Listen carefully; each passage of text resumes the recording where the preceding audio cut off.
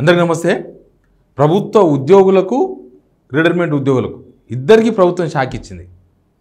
వాళ్ళకి ఇవ్వాల్సిన డబ్బులు వాళ్ళ పైసలు, వాళ్ళ కష్టంతో సంపాదించుకున్న పైసలు, జీపీఎఫ్లు కావచ్చు, లేకపోతే రిటైర్మెంట్ ఎంప్లాయీస్ రిటైర్మెంట్ బెనిఫిట్స్, అట్లాంటి అన్నిటి విషయంలో ఇక ప్రభుత్వం ఇస్తుందేమో, ఇవాళ రేపు అవుతుందేమో పని. లేకపోతే కొంతమంది లోన్స్ కోసం పెట్టుకుంటారు సర్వీస్లో ఉన్నవాళ్ళు, అట్లాంటి వాళ్ళు కూడా ఇవాళ రేపు అవుతుందేమో అనుకుంటుంటే ప్రభుత్వం ఒక పిడుగులాంటి వార్త చెప్పింది. ఆ పిడుగులాంటి వార్త చూసిన తర్వాత బహుశా ప్రభుత్వ ఉద్యోగులకు నిద్ర పట్టదు. అట్లాంటి సిచ్యువేషన్.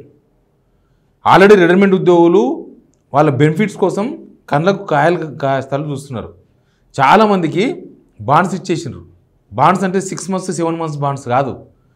మొన్న ఇది 2025, 2024 డిసెంబర్లో రిటైర్మెంట్ అయిన వాళ్ళకి 2028 డిసెంబర్కు బాండ్స్ ఇచ్చిండ్రు. అంటే ప్రభుత్వ ఉద్యోగులు రిటైర్మెంట్ అయిపోతే ఎంబడే రిటైర్మెంట్స్ బెనిఫిట్స్ వస్తే వాళ్ళకు అనారోగ్య హాస్పిటల్లో ఉన్నప్పుడు అనారోగ్యంతో వాళ్ళకు ఖర్చుల కోసమో, లేకపోతే పిల్లలు పెళ్లి చేసేందుకో, లేకపోతే ఏదో కొంత ఆస్తి సంపాదించుకునేందుకో, ఇల్లు కొనేందుకో, ప్లాట్ కొనేందుకో పనికొచ్చేది. పోయింది. ఇంకా సర్వీస్లో ఉన్న వాళ్ళు ఏమన్నా సంతృప్తిగా ఉన్నారా? సర్వీస్లో ఉన్న వాళ్ళకు 5 DL ఇవ్వాలి. 5 DS 5 DL ఇప్పటికీ బాకీ. ప్లస్ వాళ్ళ జీపీఎఫ్ లోన్లు పెట్టుకుంటారు ఏదైనా అవసరానికి. అది వాళ్ళ జీతంలోకి వెళ్ళి 10,000 15,000 సేవ్ చేసుకున్న మనీ అది కూడా వస్తలేదు. ఇక నేను ఈ వీడియోలో పోతా అసలు ఏంటి అంతగానం ప్రభుత్వ ఉద్యోగులు ఆశించిన దానికి గవర్నమెంట్ రివర్స్లో తీసుకున్న నిర్ణయం ఏందో చెప్పే ప్రయత్నం చేస్తా. అంతకన్నా ముందు మీ అందరికీ రిక్వెస్ట్ చేస్తున్నా, మీ అందరి గొంతుగా నేను మాట్లాడతా, మీ సమస్యలను ప్రభుత్వం దృష్టికి తీసుకుపోతా. మీరు ఈ వీడియో చూసినందుకు కృతజ్ఞతలు. కింద సబ్స్క్రైబ్ బటన్ నొక్కండి, మీకు రోజు అప్డేట్ వార్తలు వస్తాయి. బెల్ బటన్ కూడా నొక్కండి. ఇక మీరు సిగ్నల్ టీవీకి మద్దతు ఇవ్వాలని కోరుతున్నాను. పోతే మనకు తెలుసు 2024లోనే దాదాపు 9,000 మంది రిటైర్మెంట్ అయిపోయారు. ఈ సంవత్సరం ఇంకా ఎక్కువ మంది రిటైర్మెంట్ అవుతారు. ఇంకా ఉద్యోగులే వివిధ రకాల ఖర్చుల కోసం, వివిధ రకాల ఖర్చులు అంటే వీళ్ళకి ఇవ్వాల్సిన లోన్లు కావచ్చు, లేకపోతే రిటైర్మెంట్ బెనిఫిట్స్ కావచ్చు, ఇట్లా రకరకాల ప్రభుత్వం నుంచి ప్రతి నెల 1,000 కోట్లు ఖర్చు పెడితే తప్ప వెళ్ళదంట ప్రభుత్వ ఉద్యోగులకు, రిటైర్మెంట్ ఎంప్లాయీస్కి అందరు కలిసి. కానీ ప్రభుత్వం ఒక సీలింగ్ విధించింది. ఏం తెలుసా? ప్రభుత్వ ఉద్యోగులకు 300 కోట్లు దాటి ఖర్చు పెట్టొద్దు.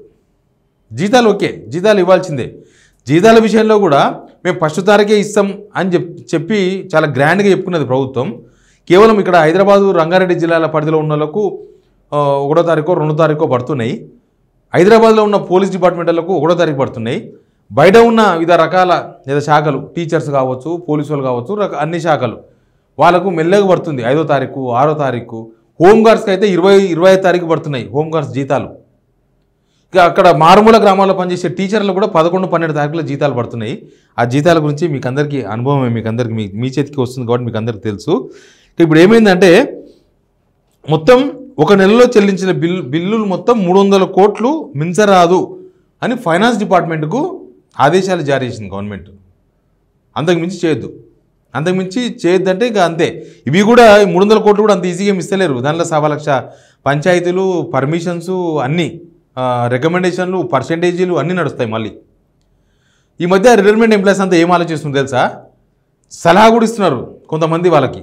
మీరు హైకోర్టుకు పోండి, హైకోర్టు పోతే హైకోర్టు ప్రభుత్వాన్ని ఆదేశిస్తే అప్పుడు ఇస్తారు మీకు రిటైర్మెంట్ బెనిఫిట్స్ అని. ఈ మధ్య ఒక పోలీస్ డిపార్ట్మెంట్కి సంబంధించిన అతను, షాద్నగర్ అతను, ఏడుస్తూ ఒక వీడియో పెట్టిండు. మీకు అందరికీ ఐడియా ఉండొచ్చు. నాకు ఆరోగ్యం బాగాలేదు, నాకు హాస్పిటల్ బిల్లకు డబ్బులు కావాలి. ఇప్పుడు ఎవరిస్తారు వాళ్ళకి? అప్పులు చేస్తారా? అప్పులు చేయాలన్న వాళ్ళు గవర్నమెంట్కు చేరాలని ఒక వీడియో పెట్టిండు. ఆయనకి ఎవరో సలహా ఇస్తే కోర్టుకు పోయిండు, హైకోర్టు 2 రోజుల్లో డబ్బులు ఇవ్వాలని చెప్పింది. ఆయన పేమెంట్ చేసిండు. ఇప్పుడు రిటైర్మెంట్ ఎంప్లాయీస్ అందరూ కూడా హైకోర్టులో కేసు చేసే పనిలో ఉన్నారు ప్రభుత్వం పైన, వాళ్ళ రిటైర్మెంట్ బెనిఫిట్స్ కోసం. ఇక ఇవన్నీ ఉండగానే వీళ్ళు 300 కోట్లకు మించి ఇవ్వద్దు, అంతకు మించి అడ్జస్ట్ కావు, మేము ఇంతే అని చెప్పుకునే కాడికి వచ్చిండ్రు. యాక్చువల్గా 13,000 కోట్లు అవసరం అంట ప్రభుత్వ ఉద్యోగులకు. 13,000 కోట్లు అవసరం. దేనికి అంటే వివిధ పనుల ప్రభుత్వానికి అవసరం 13,000 కోట్లు. కాంట్రాక్ట్ బిల్లులు, ఫీజు రియంబర్స్మెంట్లు ఇవన్నీ ఉన్నాయి. ప్లస్ పోలీసు వాళ్ళకు ఆరోగ్య భద్రత ఉంటుంది హాస్పిటల్స్లో, అది కూడా వర్కౌట్ అయితే లేదు. అది కూడా నాకు తెలిసిన ఒక మిత్రుడు ఏఐజీ హాస్పిటల్కి పోయిండు, పోలీస్ డిపార్ట్మెంట్కి సంబంధించిన అతను. పోతే వాళ్ళు ఇక్కడ ఈ సర్వీస్ లేదు, ఇది రాదు, ఇంతకుముందు ఉండే కదా అంటే ఇంతకుముందు ఉన్నది కానీ ఇప్పుడు లేదు అంటే డబ్బులు గవర్నమెంట్ డబ్బులు ఇవ్వకపోవడంతోన వాళ్ళు సర్వీస్ లేదని పంపిస్తే అయిపోతుంది కదా. ఇంకా మళ్ళీ వాళ్ళను ట్రీట్మెంట్ చేసిన తర్వాత మళ్ళీ ఆ బిల్స్ గవర్నమెంట్కి పెడితే వాళ్ళు ఇచ్చేదిలే చేసేదిలే అన్ని పెండింగ్లో ఉన్నాయి, ఎప్పటికప్పుడు మాట దాడేసుకుంటూ పోతుంది గవర్నమెంట్ అని వాళ్ళు ఆ సర్వీస్ ఆపేసిండ్రు. ఆ సర్వీస్ ఆపేయడంతోన అట్లయిపోయింది. ఇంకా 2024 మార్చి 30 వరకు 3 ఏళ్ల పాటు మొన్న రిటైర్మెంట్ కాలేదు. పాత గవర్నమెంట్ మీకు తెలుసు కదా, ఆల్రెడీ రిటైర్మెంట్ వయసు కొనసాగించింది. 3 ఏళ్ళు పెంచినారు వాళ్ళు, 50 నుంచి 61 చేసిండ్రు. ఆ తర్వాత మొత్తం జరుగుతూనే ఉన్నాయి. 2024 7,995 మంది రిటైర్మెంట్ అయ్యిండ్రు. వీళ్ళ బిల్లులు ఇప్పటిదాకా రాలేదు. ఆ ఫైనాన్స్ డిపార్ట్మెంట్లోనంట ఈ రిటైర్మెంట్ ఎంప్లాయీస్ సంబంధించిన ఫైల్స్ మొత్తం ఇట్లా మూట కట్టి పెట్టిర్రంట గుట్టల్లాగా. అవేం పరిష్కరించే పరిస్థితి లేవు. అవి తీసిర్రంటే వాళ్ళకి డబ్బులు ఇవ్వాలి. 2025లో 9,630 మంది రిటైర్మెంట్ అవుతారంట. మొన్న ఒక డిపార్ట్మెంట్ ఎవరు యూనివర్సిటీలో ప్రొఫెసర్లకు ఏజ్ పెంచారు 64కు. బహుశా నెక్స్ట్ టీచర్లకు, తర్వాత నెక్స్ట్ రెవెన్యూ వాళ్ళకు, ఆ తర్వాత పోలీసు వాళ్ళకు, ఆ తర్వాత ఇంకో డిపార్ట్మెంట్లకు, ఇంకోటి ఇట్లా డిపార్ట్మెంట్ల వారీగా వయసు పెంచాలనే ప్రతిపాదన గవర్నమెంట్లో ఉన్నది. అందరూ ఒక్కోసారి మిస్తే గవర్నమెంట్ నెగిటివ్ వస్తుంది, అందరూ ఒప్పుకోరు కదా. అబ్బా ఇప్పటికే సస్తున్న రోగాలతో ఎవడి జాబ్ అని అంటారు కదా. అందుకని మెల్లమెల్లగా ప్లస్ జనాలు కూడా వ్యతిరేకత వస్తుంది. నిరుద్యోగులు ముఖ్యంగా రోడ్లు ఎక్కుతారు, ఇక అందరికి ఇట్లే పెంచుకుంటూ పోయి మేము ఇట్లే ఉంటామని. కాబట్టి అట్లాంటి ఇబ్బందులు చూసి మెల్ల ఒక్కొక్క డిపార్ట్మెంట్ పెంచాలన్న ప్లాన్లో ఉన్నది. అది నడుస్తుంది బహుశా. ఇప్పుడు 9,630 మంది రిటైర్మెంట్ ఉద్యోగులు ఇప్పుడు అయితే వీళ్ళ బిల్లులు చెల్లించాలంటే 5,000 కోట్లు కావాలంట. 5,000 కోట్లు. పాతే మాట్లాడతలేను, ఈ సంవత్సరం రిటైర్మెంట్ అయ్యే వాళ్ళకే 5,000 కోట్లు కావాలంట. మొత్తం ఈ పదవి విరమణ చేస్తున్న ప్రభుత్వ ఉద్యోగుల బిల్లుల చెల్లింపులకు 13,000 కోట్ల నిధులు కావాలంట.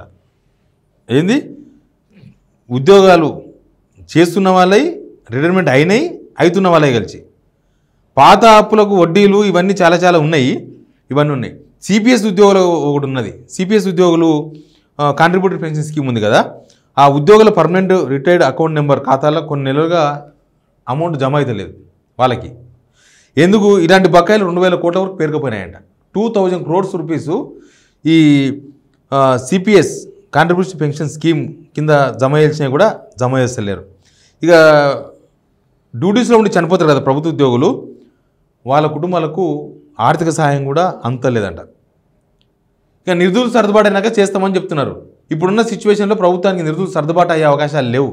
ఇంకా ఇంత లోపలికోవడమే తప్ప బోర్ డ్రిల్ అయినట్టు ఇది పైకి వచ్చే అవకాశాలు కనిపిస్తలేవు. ఇంకా రోజుకి ఇంత అప్పు పెరిగిపోవడము, లేకపోతే అవసరాలు పెరిగిపోవడము, వీళ్ళొక స్కీమ్ అమలు చేయకపోవడము, స్కీమ్ అమలు చేయడానికి డబ్బులు అవసరం ఉండడము, అప్పులు నిండిపోవడము, ఈ రకరకాల వ్యవహారాలతోన ఈ డబ్బులు అడ్జస్ట్ అయ్యే పరిస్థితులు కనిపిస్తలేవు. ఇప్పుడు నాకు తెలిసి ప్రభుత్వానికి లీస్టెడ్ ప్రియారిటీ ప్రభుత్వ ఉద్యోగులు. లీస్టెడ్ ప్రియారిటీ అంటే అన్ని అవసరాలు అయిపోయిన తర్వాత కాంట్రాక్టర్ల బిల్లులు ఫస్ట్ ప్రియారిటీ.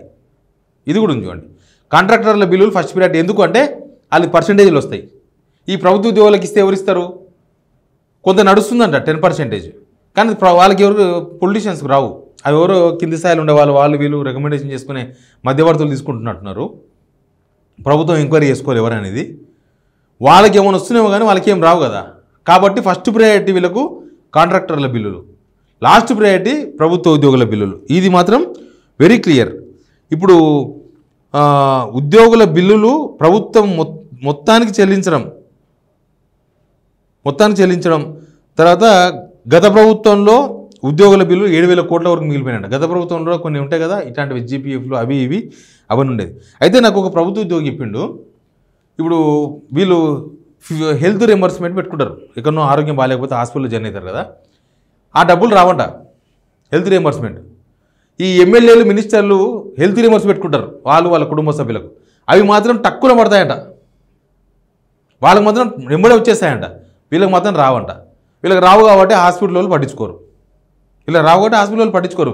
గవర్నమెంట్కి వెళ్ళి రావాలి డబ్బులు. అవి వీళ్ళు కొన్ని హాస్పిటల్ గవర్నమెంట్ ఇవ్వాలి, వీళ్ళు ఖర్చు పెట్టుకున్న డబ్బులు వీళ్ళకి రావాలి, వీళ్ళకి రావు. ఇట్లా మొత్తం ప్రభుత్వ ఉద్యోగులకు రిటైర్మెంట్ ఏజ్ పెంచితే ఎట్లా ఈ గడబడ అవుతుందేమో, లొల్లు అవుతుందేమో అన్న టెన్షన్ ఒకవైపు, ఉన్నోళ్ళకు పైసలు సరదలేక ఇంకోవైపు, అసలు డబ్బులే లేక ఇంకా ముష్టెత్తుకునే పరిస్థితి. ఇట్లా మొత్తం ఇన్ని అప్పులు ఉన్నాక 13,000 కోట్ల రూపాయలు ప్రభుత్వ ఉద్యోగులకు రకరకాల దానిల కింద ఇవ్వాల్సి ఉన్నా నెలకు 300 కోట్ల రూపాయలతో సర్దుబాటు చేస్తారంట. నెలకు 300 కోట్లే. 300 కోట్లు అంటే మొత్తం సంవత్సరం తీరేకల్లా 3600 కోట్లు ఇస్తారంట. అది కూడా ఇస్తారో తెలియదు మాటకు. ఎందుకంటే ఆర్టీసీ ఫ్రీ బస్ పెట్టిన తర్వాత నెలకు 350 కోట్లు టెన్షన్కి ఇస్తామన్నారు. సంవత్సరంకి వెళ్ళి ఇస్తలేరు వాళ్ళకు. సంవత్సరం 4000 కోట్లు అప్పున్నారంట. మొన్న ఆర్టీసీ యూనియన్ లీడర్లు చెప్తున్నారు 4000 కోట్లు ఆర్టీసీకి రావాలి, ఆర్టీసీ మొత్తం నష్టపోతుంది ఫ్రీ బస్ వల్ల అని. అట్లే ఉంటుంది. ఇప్పుడు ఈ 300 కోట్లని ఇస్తారో ఎవరో తెలియదు. ఆ 300 కోట్లు ఇస్తే కూడా దీనికి సరిపోవు. ఎనివే ప్రభుత్వ ఉద్యోగులు ప్రస్తుతం ప్రభుత్వానికి లీస్ట్ ప్రియారిటీ అనేది మాత్రం very important comment. Please subscribe signal TV.